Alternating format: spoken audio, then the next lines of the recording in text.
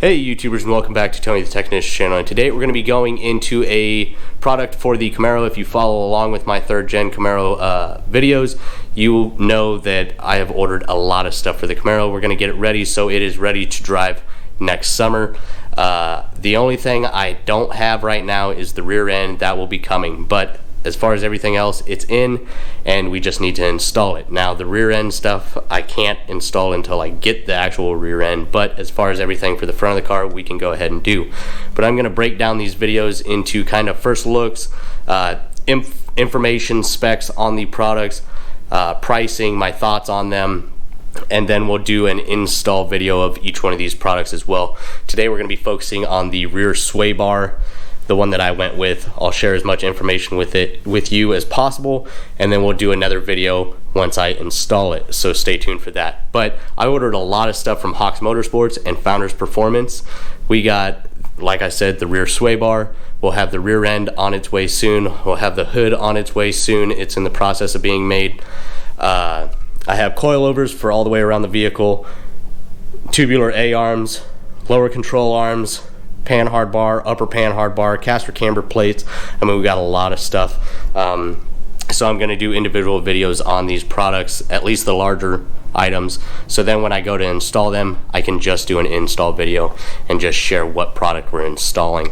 But today we're going to be focusing on the rear sway bar, the one that I went with, and I really hope you guys enjoy. If you guys do, please make sure to hit that thumbs up, leave a comment down below of your guys' thoughts, and as always, subscribe if you're not a subscriber. I'll also have as many of these products linked down below as much as I can, whether it's in the Amazon link that says Camaro products, or if it's the Founders or Hawks Motorsports website. So let me know your guys' thoughts, and let's get into this. So here we are actually looking at the Spohn Pro Series rear drag sway bar, and I got this from Hawks Motorsports.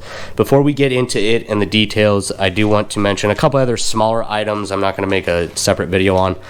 They also have the fuel tank vent valve. It's a reproduction item. For many years you could not get one of these. You would either try and find a different one off of a used car, or try and clean yours, rebuild it and clean it out yourself, and that you were really stuck with it. So they do have a reproduction now, so that's a lot nicer than trying to rebuild yours. And then I also picked up the UMI Performance tie rod adjusters. They're aluminum, and kind of hard to see. They're for A body, F body, and G bodies. So I want to say each one of these items was between $30 and $40. But let's get back into the Spohn Pro Series rear drag sway bar. This is probably overkill for most people's situation, but like I stated in previous videos, as I'm building this car, I'm building it for more power than what I'm going to be pushing right now.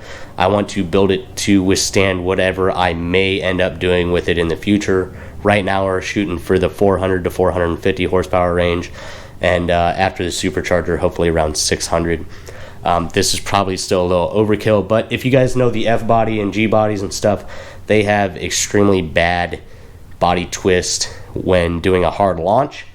And even with the factory sway bar, you can still get quite a bit of twisting, and this will definitely help with this.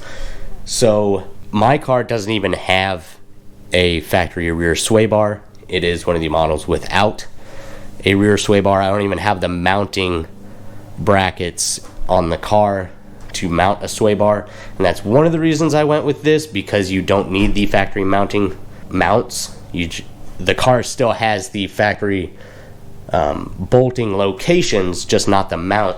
So with this is going to run between $400 and $415, depending on whether you get the large tube of super lube, or if you just go without it, they still supply you with a little bit for the sway bar bushings. So this is part number Sierra Papa-921, and you select the color, whether you want red or black. You select the axle diameter, whether it's 3 or 3.5, and then you also select the rear end type. It is stated that this is supposed to work with any rear end, clear any suspension and exhaust components, so we shouldn't have any issues. And with mine, I didn't even need these mounts, these axle mounts, because the rear end that I'm ordering already has the axle mounts welded on. I just needed the sway bar bushings, which here you can kind of get a quick look at it. and it does have the Zerk fitting or grease fitting. So the Pro Series anti-roll bar is supposed to eliminate torque steer and body roll during launches. It's supposed to improve consistency and stability. Obviously, that is something that a lot of these Camaros lack when you start to lay down a decent amount of power.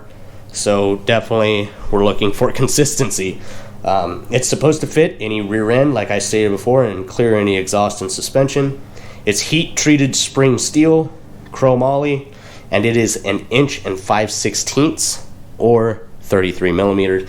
So it is an extremely beefy rear sway bar. A lot would say overkill if you're not making a lot of power. But like I said, I'm trying to build this car to basically handle whatever I throw at it in the future. I have a 34 millimeter hollow sway bar up front, so it's a little bit lighter. This is 33 and it is solid. It has got some decent weight to it. But it should work well, keep the car from twisting, but we'll see how that goes. And stay tuned for the install video of this, but obviously first I need to get the rear end.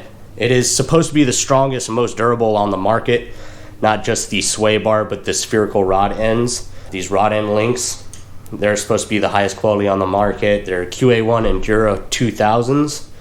And it uses the factory mounting locations, but this replaces your actual sway bar mounting bracket.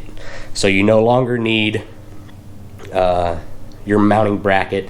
This directly bolts into the mount location on the car, and then this comes down and bolts to the actual sway bar. And here you can kind of see it does not supply you with the 2 bolts for the car. If you already have a sway bar and you're just upgrading to this, you already have the bolts needed. Mine didn't have anything whatsoever back there except for the bolt holes, so I had to find the fasteners that would work, and everything else is included.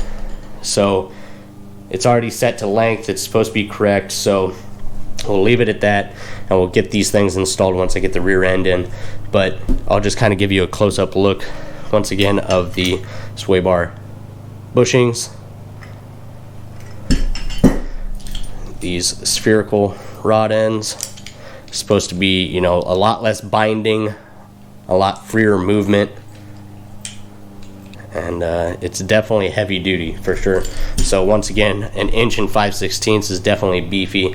I got the red powder coating on everything, obviously, as you can tell, but it is available in black.